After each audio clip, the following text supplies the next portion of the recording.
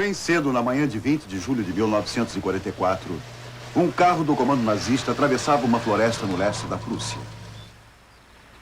Dentro desse carro, um oficial do exército alemão carregando uma bomba.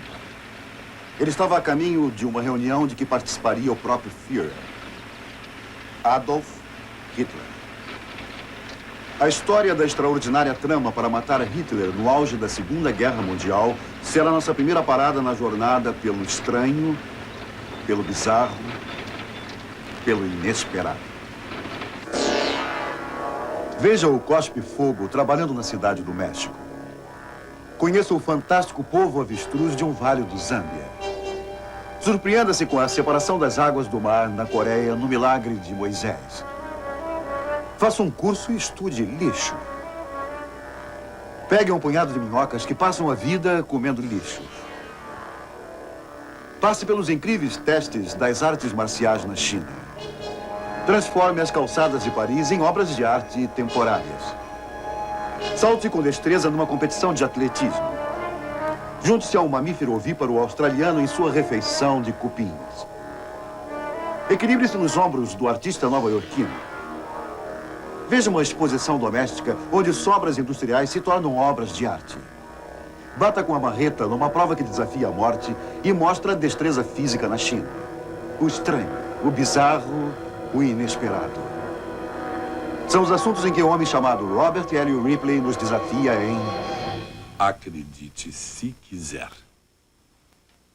Enquanto a Segunda Guerra Mundial se tornava cada vez mais desastrosa para a Alemanha nazista, Adolf Hitler começou a evitar as cidades devastadas de seu país. Passava cada vez mais tempo em locais remotos e isolados, como o secreto quartel-general que ele chamava de Toca do Lobo. Uma construção completamente isolada, a Toca do Lobo era guardada por tropas de choque, mas nem elas puderam defender Hitler de um complô armado por seus próprios oficiais. O coronel Klaus Stauffenberg era o homem-chave da trama. Desiludido pelo fracasso dos planos de guerra de Hitler, ele foi voluntário para levar uma bomba que seria ativada para uma reunião com o Führer.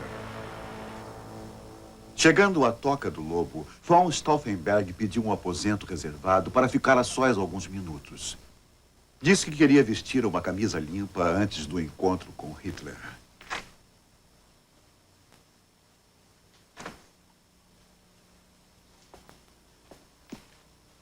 Von Stauffenberg era um oficial que lutara na linha de frente. A sua carreira de combatente havia sido encerrada por terríveis ferimentos sofridos na campanha de Rommel, na África. Ele perdera um olho, a mão direita inteira e parte da mão esquerda. Para armar a bomba, von Stauffenberg tinha que quebrar um pequeno frasco, mas tinha apenas estes 2 dedos e este polegar. E ainda tinha que agir rápido. Se von Stauffenberg falhasse agora, talvez nunca tivesse outra chance.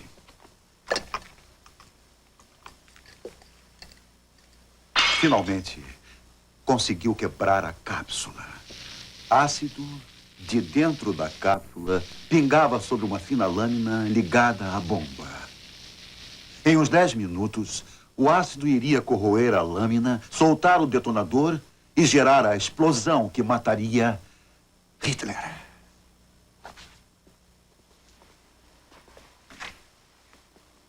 A reunião já ia bem adiantada quando von Stauffenberg apareceu. A sala de reuniões estava cheia de oficiais do alto escalão. Hitler estava próximo à porta, junto a um banco. O marechal de campo, Keitel, chefe das Forças Armadas do Alto Comando, apresentou Hitler a von Stauffenberg. Eles se apertaram as mãos. Keitel sugeriu que von Stauffenberg começasse o relatório de imediato.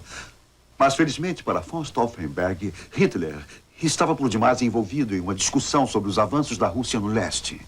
Fez sinal a von Stauffenberg que saísse. Isso para grande alívio de von Stauffenberg. Em mais alguns minutos, ele sabia sua bomba na valise e iria detonar. Von Stauffenberg colocou a bomba no chão e sussurrou para o coronel Heinz Brandt: aqui que iria ver se a sua ligação telefônica estava pronta, pois tinha uma informação de última hora para Hitler. Aí, então, ele saiu da sala. A reunião continuava. Hitler e seus oficiais reclinados sobre os mapas em cima da mesa. O coronel Brandt, ao se aproximar de Hitler para tentar ver melhor no mapa, encontrou a valise que o atrapalhava. E assim, ele a empurrou o bastante para que ficasse totalmente debaixo da mesa e atrás do suporte maciço por completo. Algum tempo depois, a bomba explodiu.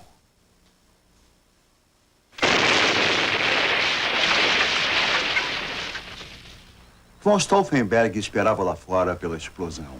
Quando aconteceu, quando viu a fumaça saindo do prédio e os corpos sendo retirados, correu de volta a Berlim.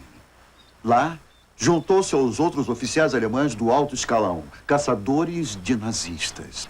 Mas von Stauffenberg estava ignorando um fato essencial. A sala estava em ruínas. Muitos oficiais foram mortos ou feridos. Mas os suportes de carvalho sob a mesa haviam protegido Hitler da morte. Embora o braço direito ficasse ferido, Hitler estava vivo. Enquanto os líderes nazistas se agrupavam à sua volta, ele tramava sua vingança. Von Stauffenberg foi preso e fuzilado naquela noite. Um reinado de terror teve início e envolveu mais de 5.000 alemães, a maioria totalmente inocentes. Alguns dos chefes do complô foram levados à prisão de Berlim e pendurados em ganchos de açougueiros até o estrangulamento. Enquanto morriam lentamente pendurados, sua agonia foi filmada e mostrada a Hitler na privacidade. Se a bomba de von Stauffenberg tivesse cumprido sua missão naquela manhã de julho, se Hitler tivesse morrido, aí então, o rumo da guerra poderia ter mudado de repente. Hoje, o mapa da Europa, a história do mundo seriam bem diferentes. E Hitler teria morrido então, não fosse o casual gesto, a atitude quase inconsciente que empurrou uma valise alguns centímetros à frente debaixo de uma mesa maciça. Todo o rumo da história pode mudar ao menor dos detalhes. Acredite, se quiser.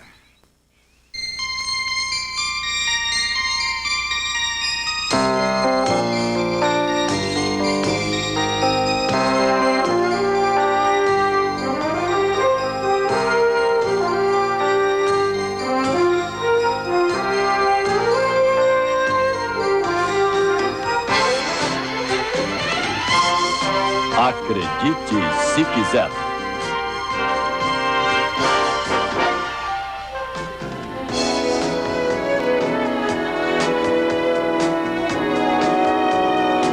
Distribuição Columbia Pictures Television.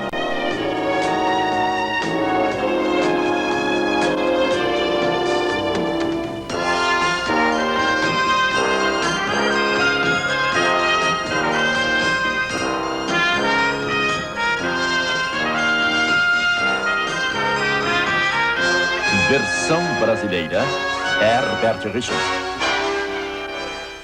Cactos como estes são uma visão comum aqui no México e aqui no deserto do sul da Califórnia. Existe um chamado cacto centenário. É uma fonte de formidável abundância para aqueles que sabem usar os seus recursos. E tudo o que você precisa é de uma faca afiada. Se precisar de agulha e linha, o espinho se torna agulha com o fio já incluído. Os fios são conseguidos cortando-se a folha em estrias. Deste modo.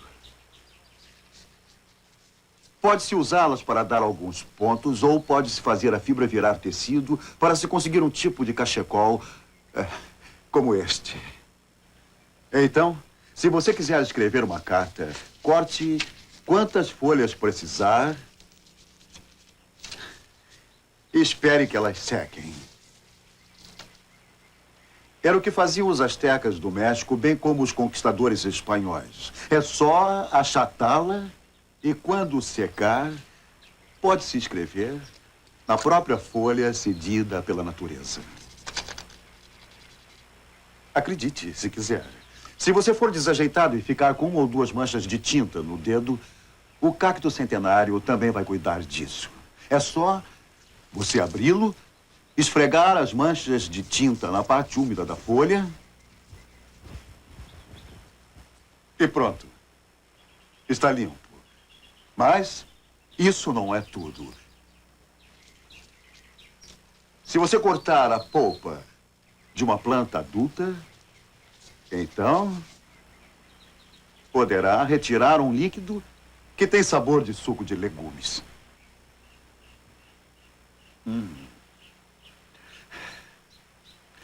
Depois da fermentação, ele se torna uma das mais populares bebidas do mundo. No México, é chamada de pulque. Tem um toque que arde mais que os espinhos. Mas eu sei que nos mantém aquecidos numa noite fria.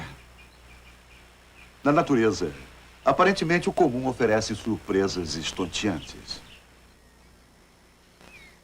Esta extensão do Oceano Pacífico é um desses casos. Fica na parte sul do litoral da Coreia. Todo ano, o povo local vem celebrar o que chama de Milagre de Moisés.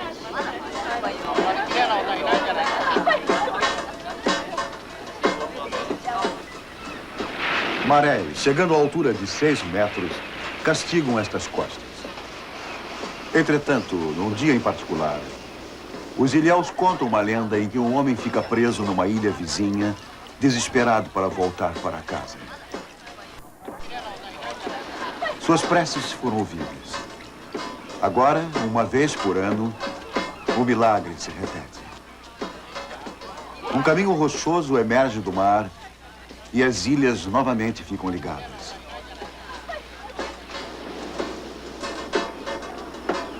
A água retrocede e abre caminho para uma ilha vizinha a mais de 800 metros.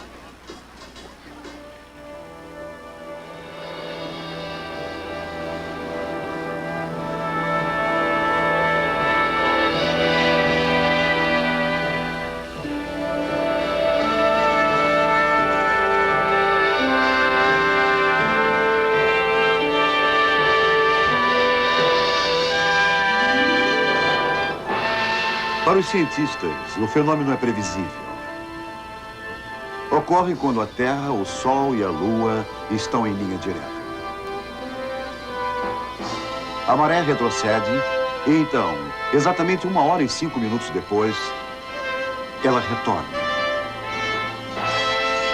No ano seguinte, a mesma hora e lugar, acontecerá de novo. O milagre de Moisés. Na Austrália, desenhos antigos feitos na rocha são a prova de que até o homem pré-histórico ficou impressionado com as peculiaridades desta criaturinha, uma espécie de ouriço. Se parece muito com um porco-espinho. Põe ovos como um pássaro, tem um focinho de porco e uma língua com mais de 15 centímetros. Seu alimento predileto, cupins.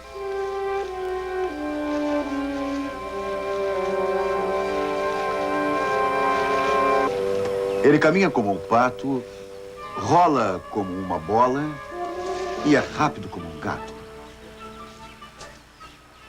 Embora às vezes seja devorado por aborígenes australianos, ele tem poucos inimigos naturais. Para proteger-se, ele cava um buraco na vertical e se enterra, parecendo mais um arbusto na vegetação. Perfeitamente disfarçado, ele desaparece, deixando a paisagem parecer tão tranquila quanto a superfície de um lago da Inglaterra. Porém, sob a superfície, uma aranha venenosa está caçando. É a única criatura de sua espécie que vive inteiramente debaixo d'água. Chamada de aranha mergulhadora, ela se locomove com uma bolha portátil de ar à volta da parte inferior do corpo que lhe permite respirar. Uma bolha maior, presa a uma planta, serve de casa. O ar é renovado em viagens ocasionais à superfície.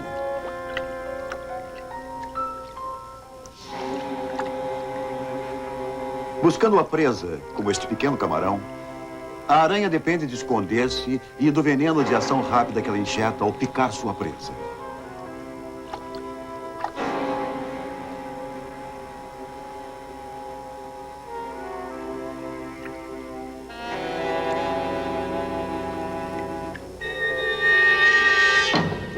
luta tem que ser breve, senão ela usa todo o ar e se afoga.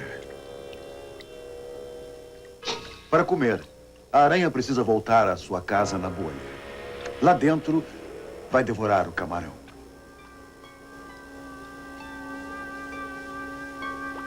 Os cientistas não sabem explicar como esta espécie desenvolveu a habilidade de viver debaixo d'água.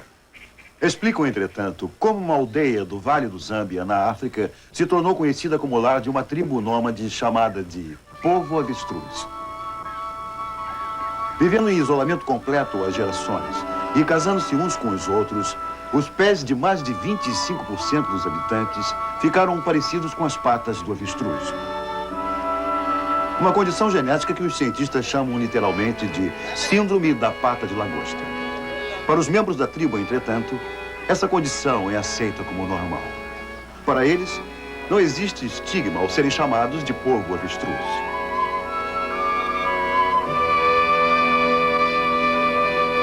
O traço genético também aparece no desenvolvimento anormal das mãos, às vezes resultando em estranho número de dedos, polegares múltiplos e membrana entre um dedo e outro.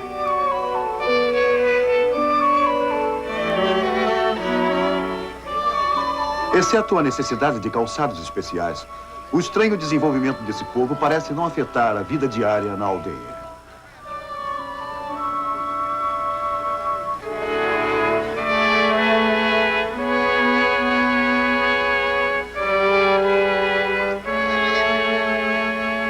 Sabe-se que apenas uns 400 membros desta tribo ainda estão vivos. Eles preferem criar sua própria sociedade e fundar suas aldeias longe dos olhos curiosos do mundo exterior. Entretanto, agora sabendo que esta condição se deve ao cruzamento, muitos procuram parceiras de outras tribos. Com o tempo, eles poderão reverter o processo que resultou em serem chamados de o povo avestruz. Acredite, se quiser.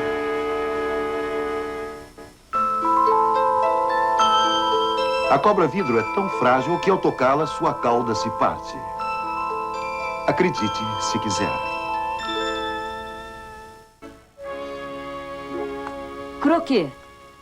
Parece que o mais suave dos esportes é praticado aqui em Roxbury Park, Beverly Hills, Califórnia.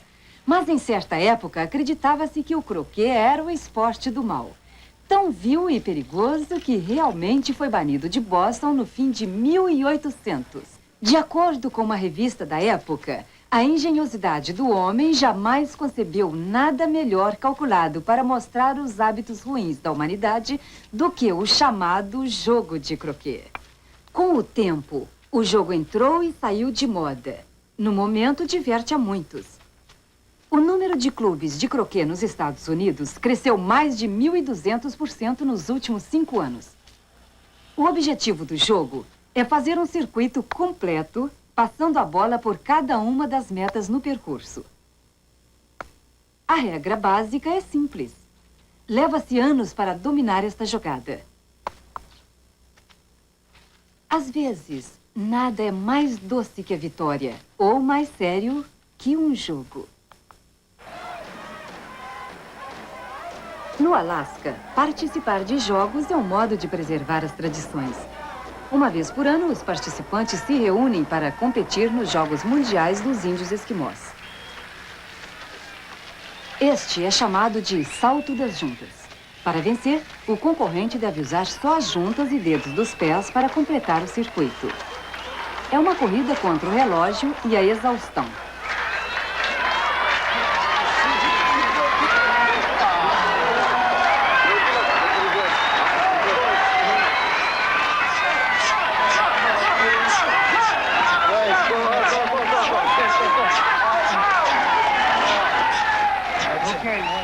Os jogos refletem habilidades já vitais para a sobrevivência no Ártico. Para se manter em pé enquanto se caminha sobre gelo escorregadio, é necessário o mesmo controle e equilíbrio para não cair de um pau de sebo. Cuidado! O próximo! Para manter a competição igual para todos, são aplicadas camadas generosas de graxa antes de cada tentativa. Para alguns competidores, é fácil começar. Ótimo. O próximo. Um dos jogos mais difíceis é o chamado chute para o alto.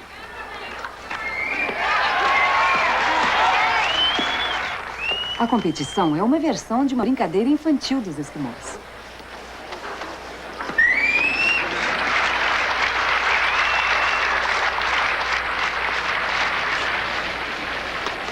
Nas últimas etapas, o alvo é erguido a 1,60 m do chão. A campeã Carol Pickett só tem 1,52 m de altura.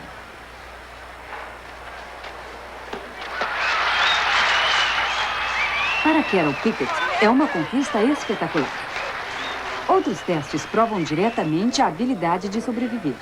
Nesta competição, um homem carrega outros 4 ou tenta fazê-lo. Para carregar tal peso, quase 300 quilos, obviamente é preciso um atleta de força considerável. Também precisa-se de pessoas capazes de se segurarem enquanto é completada a distância.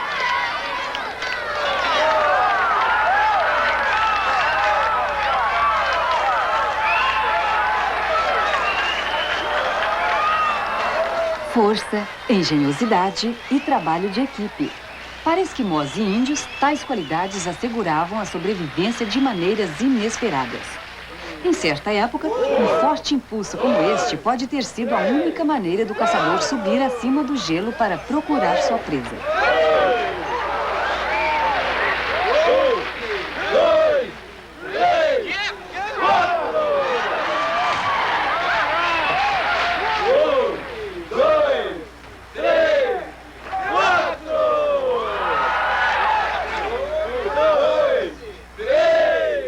Ao transformar tradição em competição, os jovens esquimós e índios homenageiam uma herança antiga. O recordista Reg Jale resume o significado dos jogos para os colegas atletas. Batemos recordes nestas competições. Há muitos veteranos sentados ali que entravam nestas mesmas competições. E nem chegamos perto ainda de batermos seus recordes. Ainda não. Temos muito esforço pela frente. Para homenagear uma tradição esportiva em Nanling, China, milhares se reúnem para uma demonstração de uma antiga arte marcial chinesa.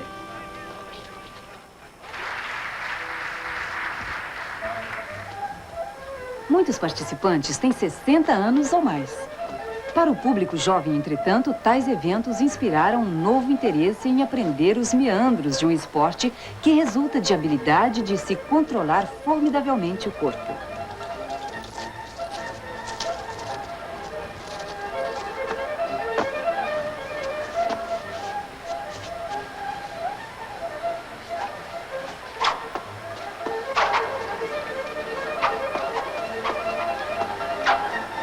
Leva-se anos para se aperfeiçoar esses movimentos perigosos.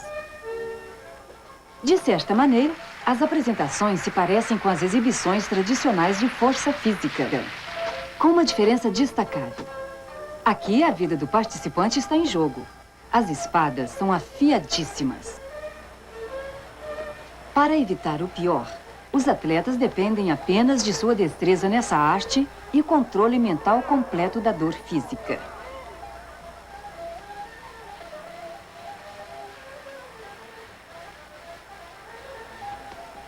O peso do bloco deveria ser suficiente para fazer as espadas atravessarem seu corpo. Não acontecendo, os fortes golpes da marreta o farão.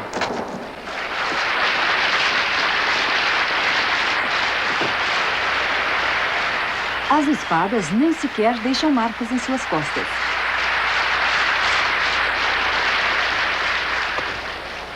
Para os mestres, o aço frio pode ser suficiente para penetrar a madeira.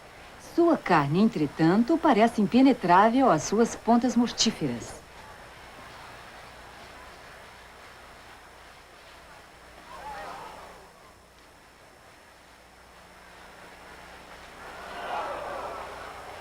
A habilidade de controlar os músculos individualmente, de criar uma barreira resistente ao aço, é o resultado de 10 anos de condicionamento físico.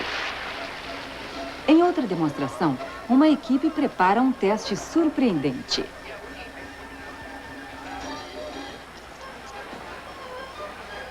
Um Um mestre veterano, protegido apenas por um pano, permitirá que blocos de concreto sejam colocados sobre ele.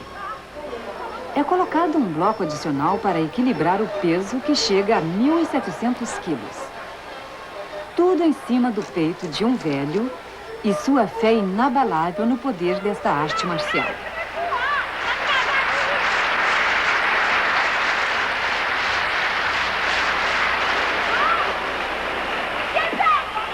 A mulher é uma comentarista oficial. Está pedindo ao público que conte até 20, enquanto o mestre move os blocos de concreto simplesmente flexionando seu peito. Os mestres mais velhos arriscam a vida de boa vontade para fazer tais demonstrações. Para eles, até deitar-se numa cama de pregos é um modo de convencer outras pessoas a partilharem de sua devoção na prática dessa arte. Com 62 anos de idade, Sun Yu-yan começou a praticar quando criança. O bloco pesa 150 quilos. Será quebrado ao meio, no local onde está, enquanto a multidão conta cada martelada necessária. 1, 2, 3, 4, 5, 6,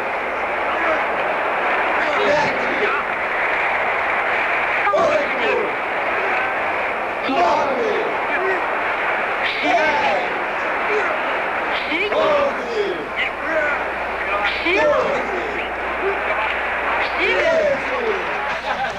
Entre todos os mestres, Sun Yu-yan é o único. Não é somente mulher, mas também é a mãe do cavalheiro batendo com a marreta. Acredite, se quiser. Para comemorar suas vitórias, um conquistador mongol brincava com os crânios de generais derrotados. Acredite, se quiser. Um típico artefato da vida moderna. Para alguns arqueólogos futuros, este copo de papel poderá ter grande valor. Uma pista vital sobre nossa civilização e como ela vivia. Mas, por enquanto, a sua utilidade acabou e é lixo. Somente. Lixo. Nossa civilização produz tanto dele que descartá-lo se tornou um problema difícil. Em Nova York, a cidade manda o seu lixo para um depósito numa ilha vizinha. Cerca de 2.000 lacres de lixo. A operação aqui é de 24 horas por dia, 6 dias por semana. É preciso. O lixo é soterrado aqui na média de 6.000 toneladas por dia. 6.000 toneladas por dia, 6 dias por semana. Espera-se que isto logo dobre para cerca de 12.000 toneladas de lixo por dia.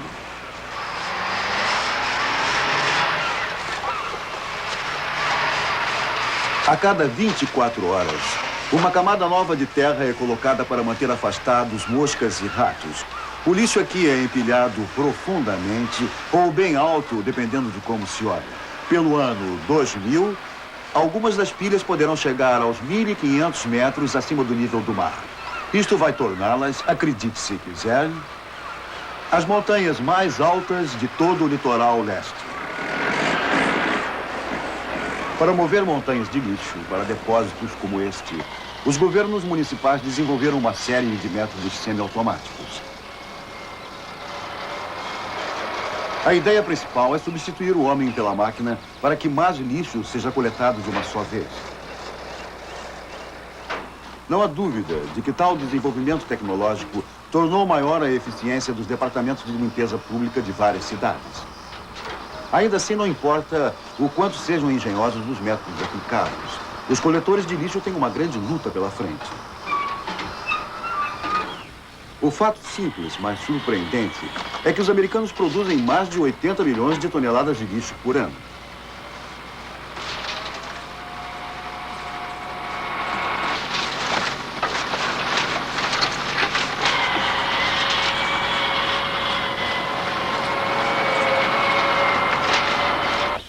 Para os alunos da Faculdade do Arizona, em Tucson, o monumental fluxo de lixo da nação criou nova matéria a estudar. É chamada de lixologia.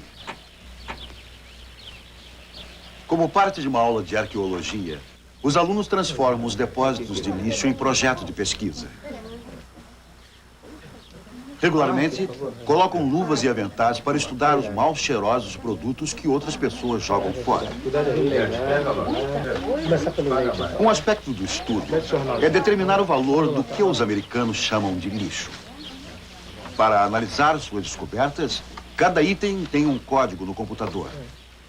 Leite é número do item 2, código 01132-164. Composição e textura, tudo bom. Qual é o código para ração para gatos, hein? Entre outras coisas, os pesquisadores descobriram que em Tucson, pelo menos, a família mediana desperdiça o correspondente a $100 anuais em mantimentos. Baseados nas estatísticas, os estudiosos estimam que o que os americanos jogam fora daria para sustentar um país do tamanho do Canadá. O grupo é dirigido por Wilson Hughes, diretor assistente do projeto de pesquisa. Desde que começamos, a coisa mais interessante que descobrimos foi a quantidade de restos de comida que são jogados fora em Tucson. Em algumas partes da cidade, mais de 20% da comida que entra em casa são jogados como restos. Eis um exemplo interessante. Esta aqui, nós encontramos hoje. Uma espiga de milho comida pela metade. Talvez satisfeitos com outra comida, não conseguiram terminar. É um exemplo típico de resto de comida que é jogado fora em Tucson. Juntando tal prova estatística, os estudiosos do lixo estão traçando um novo e impressionante perfil do modo de vida americano. Foi calculado que os americanos estão desperdiçando uns $16 bilhões em comida por ano, a família média. Há 200 anos, a quantidade de lixo que uma família típica jogaria fora, encheria apenas uma parte desta mesa por ano. A quantidade anual de lixo encheria apenas uma parte. 100 anos depois, provavelmente encheria toda a mesa, quer dizer, quase toda a mesa. Hoje, a quantidade de lixo jogada fora por uma típica família americana em um ano encheria esta sala várias vezes. Em San Diego, na Califórnia, há quase 20 anos, os cientistas reconheceram a necessidade não apenas de lidar com o lixo, mas como controlar o fluxo constante de esgotos na cidade. 100 mil litros do despejo líquido diário em San Diego passam por estes tanques. Para separar os sólidos e recuperar e purificar a água, os cientistas buscaram na natureza uma maneira fácil e barata de fazer esse trabalho. O resultado foi a criação de um jardim flutuante. Centenas de milhares de jacintos tropicais flutuam aqui em uma dieta diária de esgoto tratado. Conforme crescem, as plantas absorvem a alta concentração química que torna a água poluída não potável. Enquanto os jacintos florescem e se multiplicam, os técnicos removem as plantas adultas. As raízes escurecidas são prova de que fizeram o seu trabalho. Transformação natural de despejos em água clara e limpa.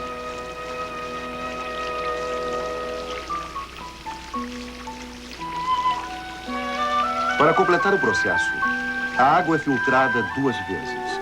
Depois, como etapa final, outros elementos naturais e compostos são acrescentados.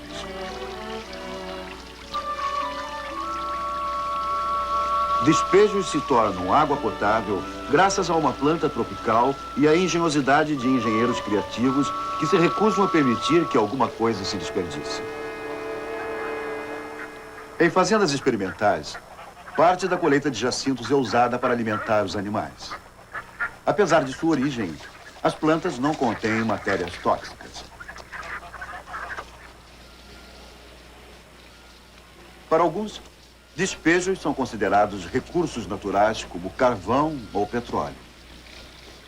Para capitalizar sobre esse suprimento cada vez maior, 6 pequenos galpões na periferia de Lufkin, Texas, abrigam uma experiência que recebe dose diária de despejos.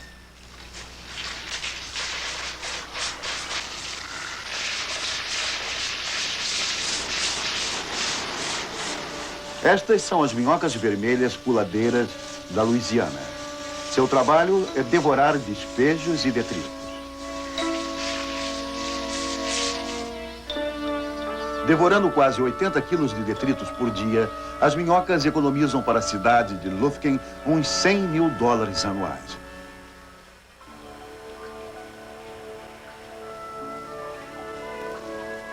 De acordo com as autoridades, a operação não custa quase nada. Para começar, as minhocas saem barato e se renovam.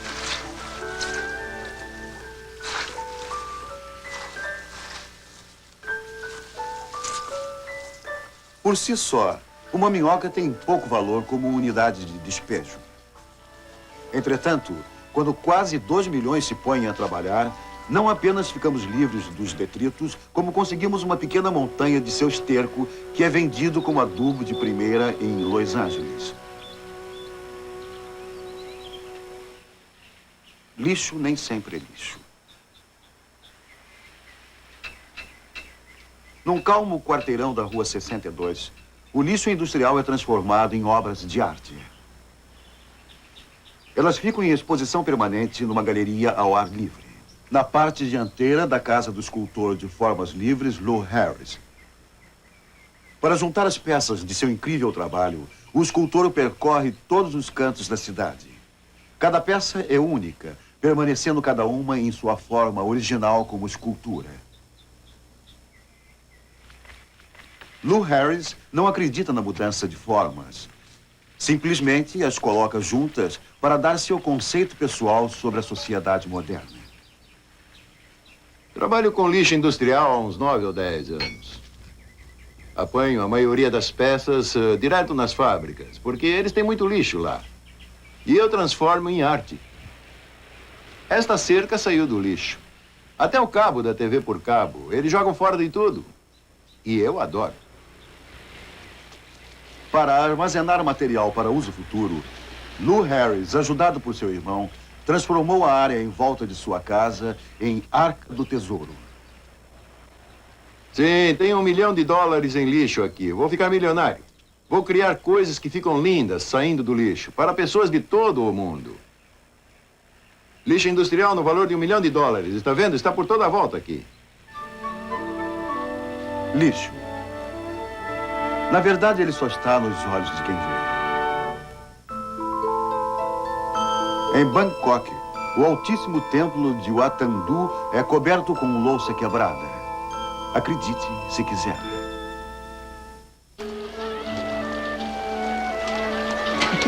Isso é bem mais difícil do que parece. Mas há um artista de rua aqui em Venice, Califórnia, que faz parecer bem mais fácil do que é. É um malabarista. Mas isso é o mesmo que dizer que a Catedral de Notre Dame é uma igreja. Sensacional talvez seja demais para o que ele faz, mas perigoso certamente não é. Para ver Robert Greenberg atuar, você só precisa parar na rua. Eu ainda não aprendi a parar. Ele faz aquecimento com bolas de boliche para começar depois o mais difícil. Por favor, eu não quero que ninguém tente. Convença os amigos a fazerem primeiro. Vamos nós. Vou tentar fazer com 3 espadas em chamas. 1, 2... Ih, estava brincando. Bom, agora vamos lá. 1, 2... Obrigado, obrigado. Agora por debaixo das pernas. Obrigado. Uma serra virando a toda velocidade é parte do final do show altamente perigoso de Robert Greenberg.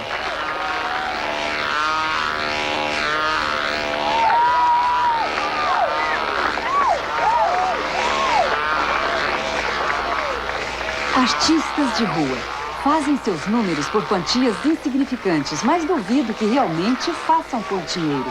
Eles trabalham pelo aplauso.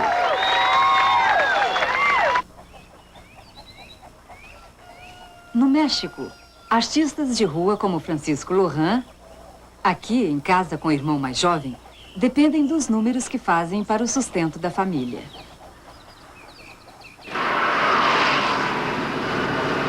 As movimentadas ruas da cidade do México lhes fornecem a plateia. Todos os dias, nas horas de maior movimento, ele fica entretendo os motoristas. Quando o sinal fecha e os carros param, ele se transforma no cospe-fogo.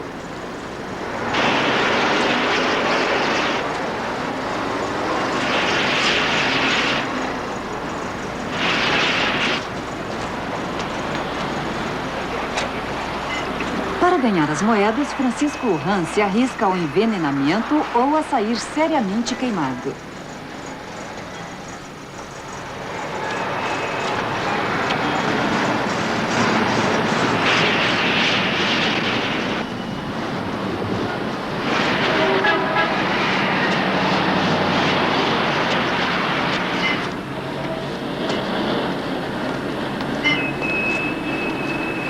Para Francisco, o trabalho só termina quando anoitece ou quando a chuva torna impossível continuar.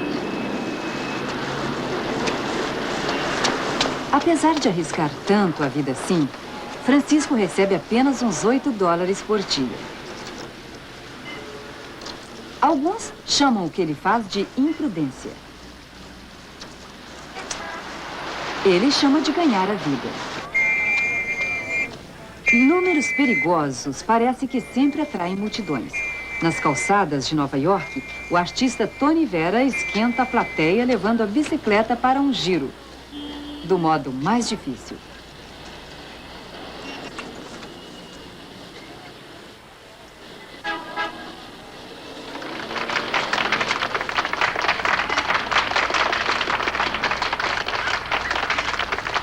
Ele tem 24 anos de idade.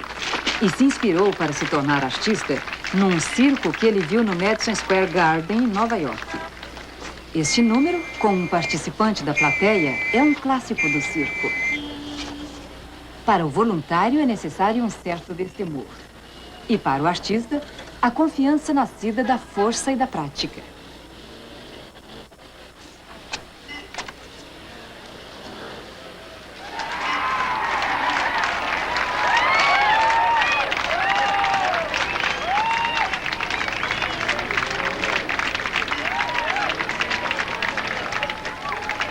Apresentando esses números, Tony Vera espera fazer carreira como ator e dublê de cinema. Enquanto isso, é premiado com os aplausos. Boulevard Saint-Germain. Em Paris, está a prova de que não existe monopólio nas apresentações de rua. Aqui em frente dos repletos restaurantes da cidade, um artista jovem chamado Yves Forrest pacientemente recria o clássico trabalho do artista italiano Michelangelo.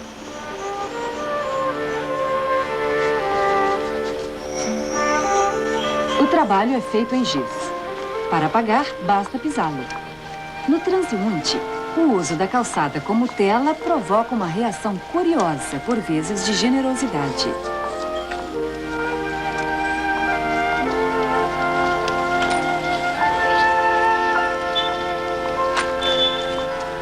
Embora as doações sejam aceitas de coração, Yves Forrest nem de longe é um artista em dificuldades. Na verdade, é formado por uma das mais prestigiosas escolas de arte de Paris. Como meio de vida, produz desenhos industriais. Para ele, reproduzir o trabalho de Michelangelo na calçada é uma obra de amor.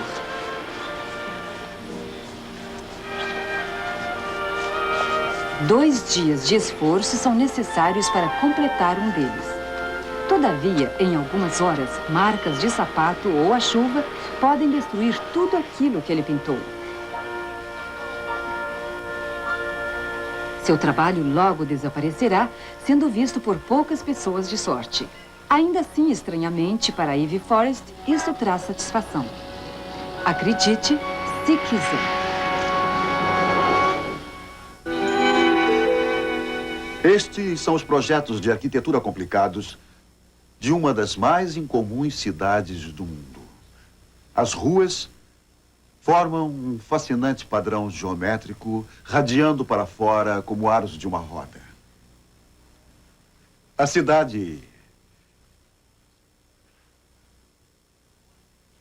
é Washington, D.C.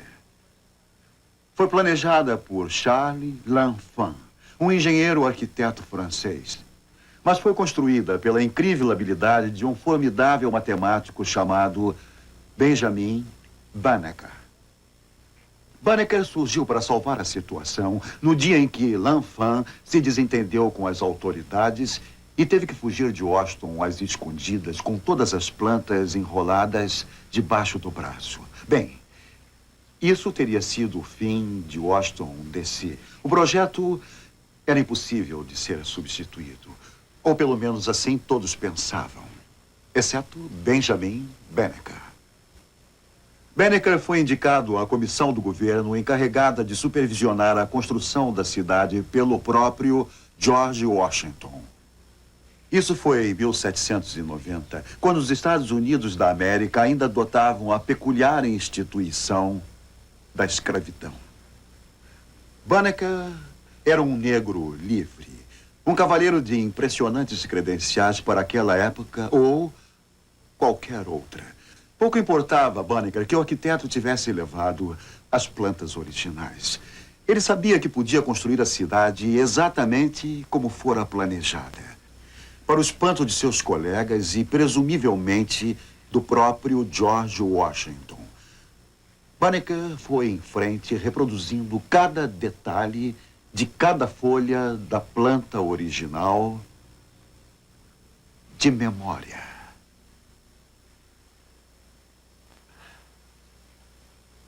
Acredite, se quiser.